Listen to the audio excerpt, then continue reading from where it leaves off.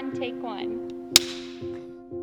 George, it's great to be with you at the Goodman Theater, right across the street from Winston and Strawn. And we're here to talk about trial lawyers. What inspired you to become a trial lawyer? Well, so Inherit the Wind had a very large role in that.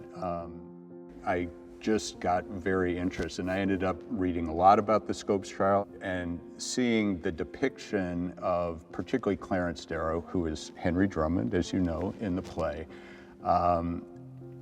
really resonated with me. And I didn't really ever think I would become a trial lawyer, though. I was not a particularly outgoing personality, but that is definitely what got me interested in the first instance.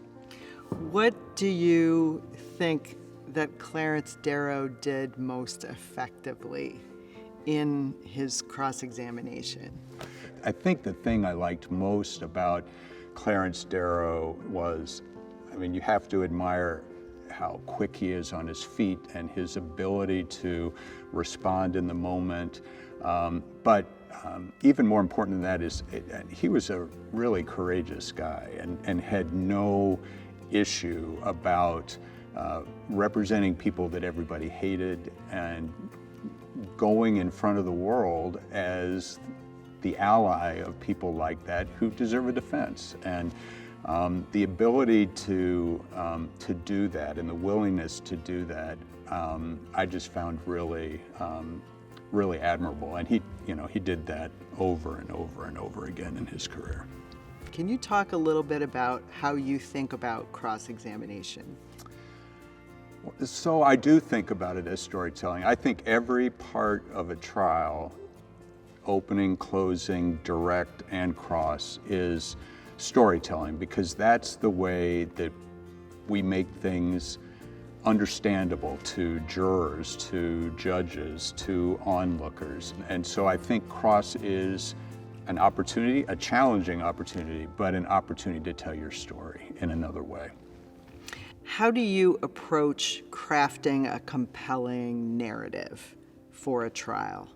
The starting point is always understanding your client and understanding your client's story. How do you create a story when the subject matter is very technical? There's always a story. I mean, technical people have stories too, is what I would say. And so I think in all technical cases, you have to find a narrative that goes beyond the technical and that gets you into a position where jurors will understand it immediately.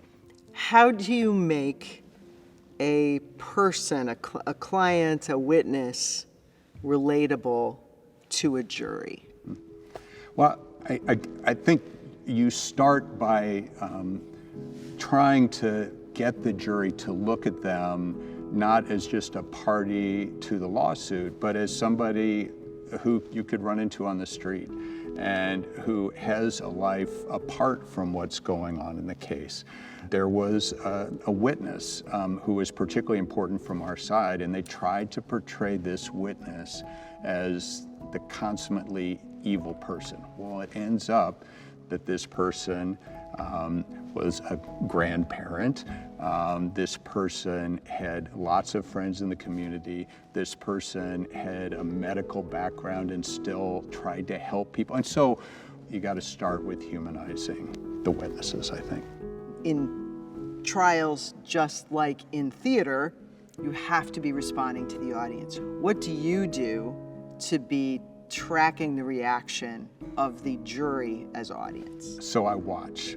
I watch probably obsessively, and I watch when I'm talking, because I should be talking to the jury most of the time, and I watch when I'm sitting and somebody else is doing something. I tell young lawyers you should always make eye contact with jurors. It's important for you to talk directly to them. It's by watching them that you can kind of adjust what's going on, you know, and maybe you de-emphasize something that you were saying and emphasize something else more. So as the first chair trial lawyer, you are also the leader of a team.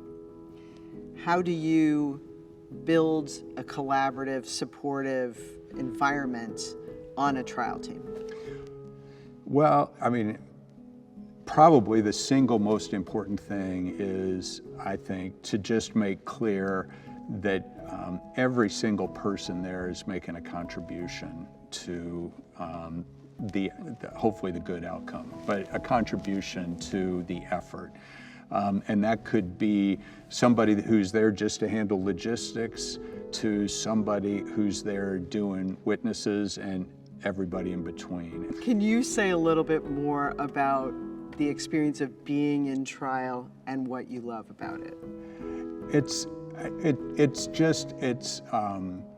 inherently exciting. It's inherently dramatic, which is why something like Inherit the Wind, I think, is such a great play, because the courtroom, and you could talk about a lot of shows, but the courtroom is an inherently dramatic place. It's inherently an exciting place. It's an unpredictable place because you have human beings and different mixes of human beings interacting and reacting to each other, and you never know exactly how that's gonna happen or how that's gonna play out. Even cases that might seem mundane or technical or whatever, if you understand what's going on in the case, there's always something exciting about it, I think.